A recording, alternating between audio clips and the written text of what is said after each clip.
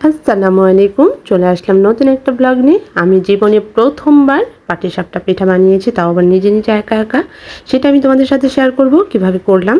তো আমি প্রথমে কিছু পোলার চাল আগে থেকে পানি দিয়ে ভিজিয়ে রাখলাম, আর এদিকে আমি 1 কাপের মতো চালের গুঁড়ি আর হচ্ছে 1/2 কাপের মতো ময়দা দিয়ে এটাকে গরম পানি দিয়ে ভিজিয়ে রাখলাম। আর এদিকে আমি গুড়টাকেও আলাদা ভিজিয়ে রেখেছি, যাতে করে এটা আমি পরে ছেঁকে নিতে পারি। গুড়ের মধ্যে যেহেতু অনেক ধরনের ময়লা থাকে। আর এদিকে আমার সুজিটা যেহেতু আধা ঘন্টা পর্যন্ত ভিজিয়ে রেখেছিলাম চালের গুঁড়িটাকে, সেটাকে আমি এখন আবার একটু ব্লেন্ড করে তারপরে এখন আমি এর সাথে গুড়, আর আমি কিন্তু সম্পূর্ণটা গুড় দিব না, আমি এখানে চিনিও অ্যাড করব।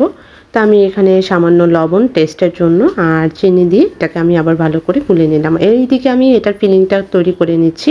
তো আমি একটু ক্যারামেলটা দিলাম এটার একটু ফ্লেভারের জন্য। তো প্রথমে আমি একটু চিনি দিয়ে ক্যারামেল করে তারপরে আমি এটাকে ঘন করে 1 কেজি দুধকে আমি আধা কেজি করে নিয়েছিলাম, তার মধ্যে সেই দুধটা দিয়ে তারপর যে পোলার চালটা রেখেছিলাম সেটাকে আমি একটু ব্লেন্ড করে তারপরে এখানে দিয়ে দিয়েছি সুজির মতো করে, আর দিলাম একটু পাউডার দুধ, আর সাথে সামান্য টেস্টের জন্য লবণ আর গুড় দিয়েছি। তারপর আমার এটা হয়ে গেল। এখন আমি এদিকে পাটিসাপটাটা করে নেব। তো আমি অয়েল ব্রাশ করে নিচ্ছি ফ্রাইং প্যানে। তারপর আমি এখন যেহেতু দিতে যাচ্ছি, মানে এটা তো জীবনে প্রথম দিলাম, যাই হোক, তো প্রথমেও খুব ভালোই হয়েছে, খারাপ হয়নি। তো আমি কিন্তু গতকালও বানিয়েছিলাম, সেটা কিন্তু সম্পূর্ণ খুব ভালো হয়েছিল, কিন্তু এই ভিডিওটা আমি যেহেতু আগে করেছি তাই আমি এটাই ছেড়ে দিলাম, আর ওইটা আমি আর ভিডিও করিনি।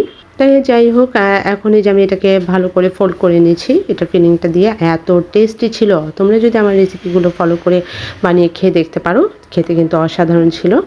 যাই হোক, আর আমার ভিডিওগুলো তোমাদের কাছে ভালো লেগে থাকলে অবশ্যই লাইক কমেন্ট শেয়ার করতে ভুলবে না, আর পরবর্তী ভিডিওর জন্য পেজটাকে ফলো দিয়ে রাখবে। আর যারা ইউটিউব থেকে দেখবে তারা কিন্তু অবশ্যই সাবস্ক্রাইব করতে ভুলবে না। তো যাই হোক, আমি এদিকে কিন্তু তোমাদের সাথে 3টা পিঠার মতো বানিয়ে আমি শেয়ার করে দেখাবো কেমন হয়েছে। বিশ্বাস করো, আমি যে পারবো আমি এটা নিজেও ভাবতে পারছি না।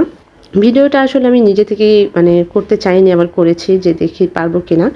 তো যাই হোক, আমি কিন্তু যেটা গতকাল বানিয়েছি সেটা কিন্তু আরও টেস্টি ছিল, সেটা আরও কালারফুল ছিল। যেহেতু আমি এখানে একটু গুড়টা কম দিয়েছি তাই এটা একটু সাদা সাদা দেখা যাচ্ছে, কিন্তু তোমরা চাইলে গুড়টা আর একটু বেশি দিতে পারো। জীবনে প্রথম বানালাম তাই আমি শেয়ার করে রাখলাম এটা স্মৃতি হিসেবে। যেটা আমি গতকাল বানিয়েছিলাম সেটা কিন্তু আরও কালার ছিল।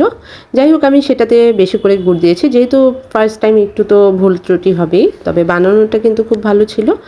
আর তবে গতকাল যেটা বানিয়েছি সেটা কিন্তু একদম 100-এ 100 ছিল। তো যাই হোক, আজকের মতো এখানে বিদায় নিচ্ছি। আল্লাহ হাফেজ।